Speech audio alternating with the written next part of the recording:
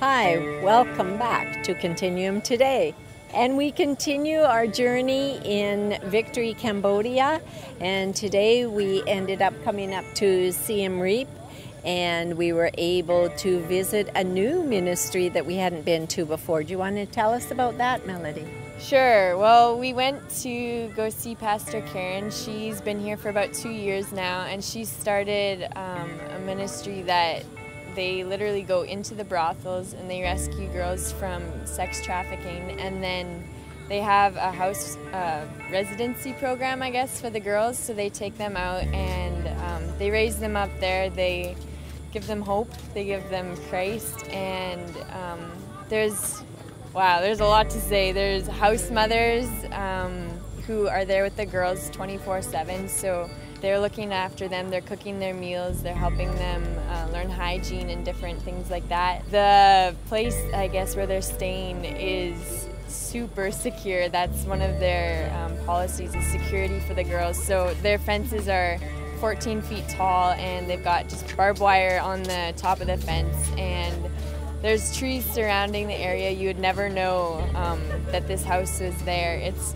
really, really cool what they're doing there. They all get a bike when they go there, and they're able to take the bike back home with them, which brings us to explaining they don't just take the girls out of these places and raise them up, I guess, until they're old enough to move out. They hope that they can rehabilitate them within a year, as well as their families. So they're not just working with the girls, they go home and they assess the family situation. It's super cool what they're doing. They make sure they can go back to a safe environment with healthy parents, right? And so I think there's just two of them working here, Patrick and Pastor Karen, and it is super, super, super cool to see what they've done. And right now I think they have 6 girls in the shelter.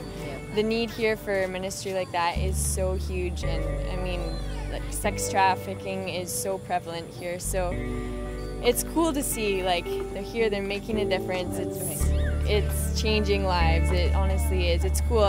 One of the girls, her mother actually accepted Christ through like this program, and so she is able to go back. I think the youngest we saw today was 8 years old. 8, yes. She's 8 years old, and the oldest they had there was 15. She was at sewing school when we were there, but it breaks your heart to see what these kids are living through and what they're having to go through. So it's a cool eye-opener, and we're definitely all going to continue praying for them and supporting them, because it's awesome to see what God has them doing here in Siem Reap. Yeah, and the people that are working for them from Cambodia is just incredible.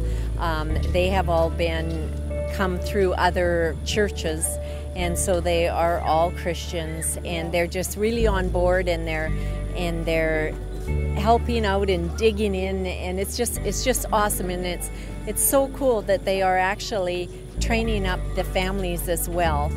And so the kids are assessed even after they go into the home. There's assessments that go on. So it's awesome, and Karen and Patrick are just so on fire for the passion that they have for helping these children and just for God. Yeah, and I mean, if you're into adventure, this ministry has it.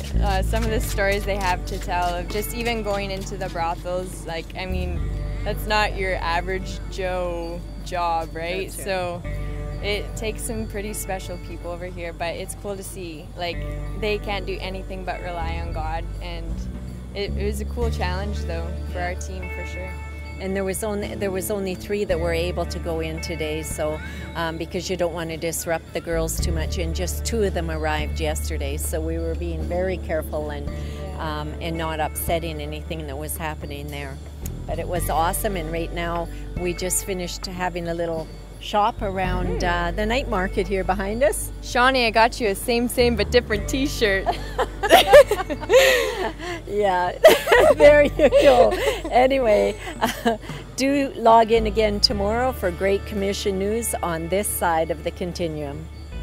We were not able to take footage of the home where the facility that they have the girls in right now. It is very top security, and no one is to know where it is. That's why it is hidden extremely well, and they're very careful in their comings and goings. We weren't able to take pictures of the children or anything because we are protecting them totally. So that's why we're unable to bring you that part of our trip this time.